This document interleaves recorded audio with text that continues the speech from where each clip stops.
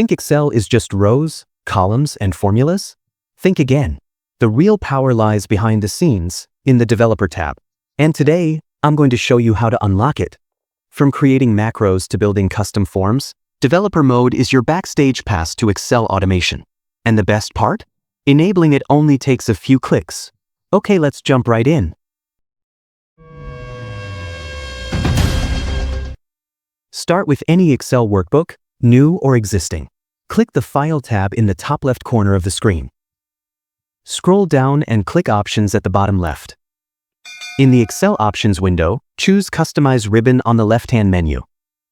On the right side, you'll see a list of main tabs. Just check the box next to the Developer. Now, hit OK, and done. The Developer tab is now visible on your Excel ribbon.